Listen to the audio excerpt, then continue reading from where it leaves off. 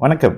நமக்கு எண்கணி ஞானத்தையும், வேத ஜோதிட ஞானத்தையும், ஆன்மீக ஞானத்தையும் வழங்கிய அனைத்து குருமார்களுக்கும் நன்றி என்ற அதே வேளையில் இது ஒரு ஜோதிட விளக்க வீடியோ விருப்பம் உள்ளவர்கள் தொடர்ந்து பார்க்கலாம்.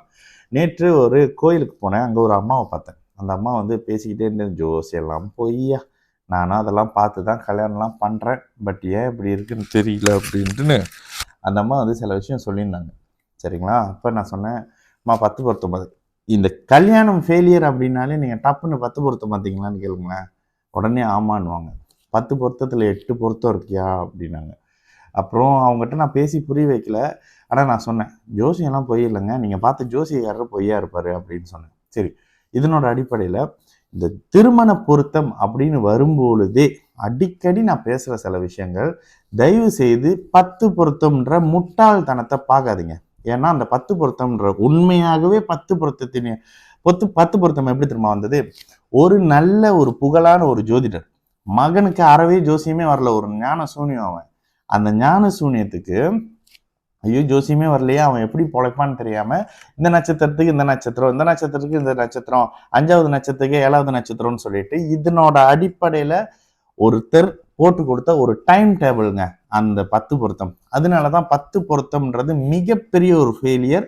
அடுத்து இந்த நட்சத்திரத்தின் அடிப்படையில பலன் எப்படி சொல்றதுன்னு தெரியாம 9 12 கட்டத்துக்கும் பலன் சொல்லிட்டு வர்ற ஒரு கூட்டம் எல்லாம் இருக்கு. இந்த அமைப்பு பொருந்துதா அப்படின்னு பாருங்க. ஒரு மனிதனுக்கு ஒரு குறிப்பிட்ட தசாபுத்தி நடக்கும்போது ஒரு 5-6 தசாபுத்தி நடக்கும். அந்த 5-6 தசாபுத்தி இருக்கக்கூடிய பாவகங்களும் ஆதிபத்தியங்களும் செயல்படக்கூடிய ஒரு அமைப்புல 12 பாவகங்களும் ஒருவருக்கு செயல்படுறது இல்லை. ஓகேங்களா? இப்ப 10 பொருத்தத்துக்கு வருவோம். 10 பொருத்தம்ன்ற ஒரு விஷயத்த நான் எப்படி பார்க்கிறேன் அப்படின்றத பாருங்க. முதலாவது நிலையாக இது நம்மளோட 10 பொருத்தம் திருமண அனுகூல பொருத்தம் அப்படின்னு வந்துட்டீங்க அப்படின்னாலே இந்த 10 பொருத்தம் தான் ஒரு மனித வாழ்க்கைக்கு தேவையில்லாதது அப்படின்ற விஷயத்த சொல்றல. முதல்ல ராசி லக்னத்துக்கு குரு சுக்கிர தொடர்புல இருக்கிறாங்களா, சுபர் தொடர்புல இருக்கிற ஒருத்தரை சுபர் தொடர்போடவே சேர்க்கணும். இதுக்கு நான் பல இடத்துல விளக்கம் சொல்லியிருக்கேன். இத்தனை மணி ஆச்சு, நைட்டு 12 ஆச்சு, எவனோட போயிட்டு வர அப்படின்னு ஒரு ஆம்பளை கேட்கிறாரு அப்படின்னா அந்த இடத்துல லக்னத்துல சனி இருக்கக்கூடிய ஒரு பெண் இவனோட தான் போயிட்டு வரேன், வேணா அவன்கிட்ட ஃபோன் பண்ணி கேட்டுக்கோ, எனக்கு நாளைக்கு வேலை இருக்குன்னு சொல்லிட்டு போய் படுத்துருவாங்க. எனக்கு இந்த மாதிரியான அமைப்புல லக்னத்துல சனி இருக்கக்கூடிய ஒரு பொண்ணு பதில் சொல்லுவாங்க. லக்னத்துல குரு இருக்கக்கூடிய பொண்ணு அன்னைக்கே அப்பா அம்மாவை வர வச்சு, போலீஸை வர வச்சு, சண்டையை போட்டு ஊன்னு குதிச்சு, இது தாங்க லக்னத்துல சனி இருக்கிற பொண்ணுக்கும் லக்னத்துல குரு இருக்கக்கூடிய பொண்ணுக்கும் இருக்கிற ஒரே டிஃபரன்ஸ்.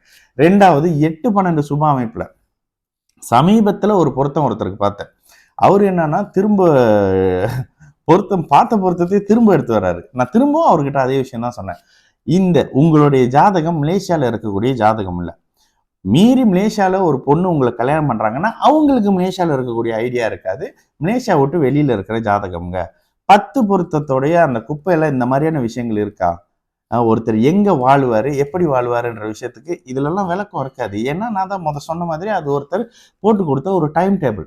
ஜோசியம் தெரியாதவங்க பார்க்கக்கூடிய சில விஷயம். அதுல நான் முதல்ல எடுத்தோட யாருங்க பிறந்த இடத்துக்குல இருந்து நகர்ந்து வர போறா, இந்த கேள்வி என்கிட்ட பொருத்தம் பார்த்தவங்க எல்லாத்துக்கிட்டையும் கேட்டிருப்பேன். 8-12 சுப அமைப்புல இருந்தா உங்களுக்கு மலேசியால இருக்கிறதுக்கே பெரிய அளவுல ஈடுபாடு இல்லை, நீங்க கல்யாணம் பண்ணி இங்க இருக்க வாய்ப்பே இல்லைங்க அப்படின்னு சொல்லக்கூடிய துல்லிய சாஸ்திரம் ஜோதிடம்.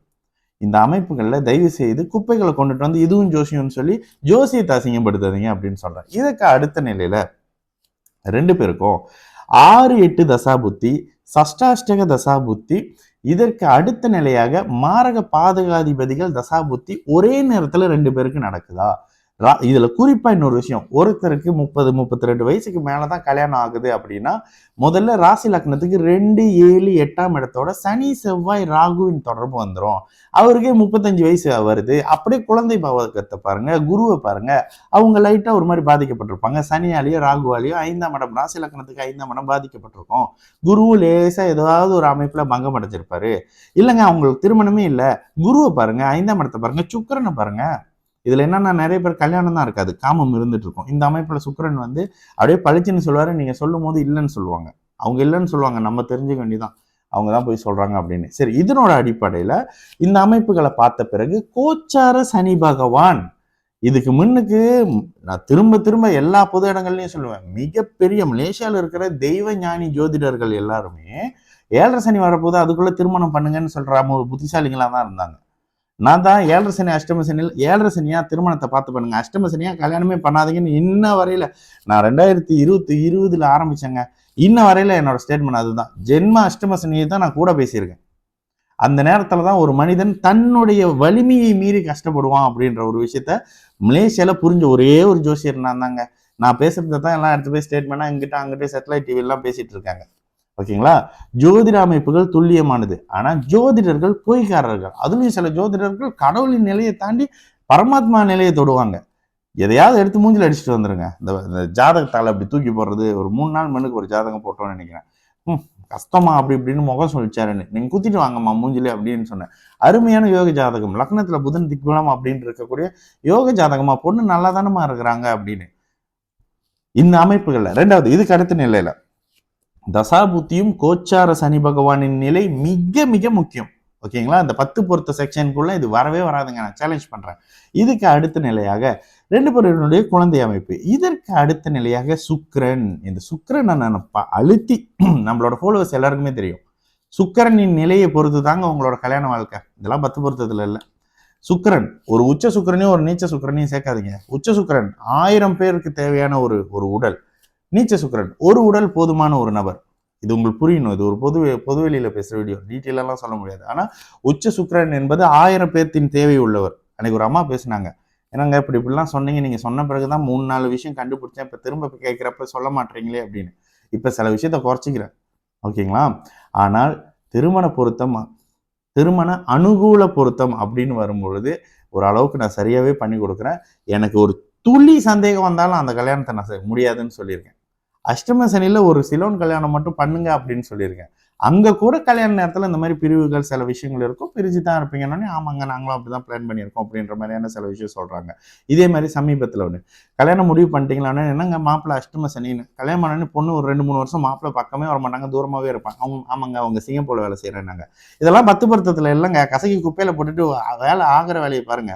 எப்போதுமே ஒரு ஜோதிடத்துல சொல்லக்கூடிய அமைப்பு, காலம் தேசம் சுருதி யுக்தி வர்த்தமானம். நீ இருக்கிற காலத்துக்கு ஏற்ப, இதை தான் நான் சுருக்கி சொல்வேன், உங்களுடைய வயது தகுதி இருப்பிடத்திற்கேற்றாற் போல பலன். இப்ப இருக்கக்கூடிய காலகட்டத்துல பாதி பேர் மைக்ரேட் ஆகி போகணும், இதெல்லாம் ஒரு நாடா அப்படின்னு சொல்லிட்டு போயிட்டு இருக்கீங்க. இதற்கு ஏற்ற மாதிரியான உங்களோட பார்ட்னர் வரணுங்க. 8-12 சுப அமைப்புல இருந்தா தான் உங்க பார்ட்னர் உங்க கூடவே வருவாரு. இல்லைன்னா அவர் இங்க இருந்துருவாரு, நீங்க மட்டும் டிவோர்ஸ் கொடுத்துட்டு போயிட்டு இருக்க வேண்டியதான். இதெல்லாம் ஜோதிட பொருத்தம் 10 பொருத்தத்துல இல்லை அப்படின்றது என்னோட ஸ்டேட்மெண்ட்ங்க. சரிங்களா? நல்லது நடக்கும். எல்லோரும் நல்லா இருப்போம். வணக்கம்.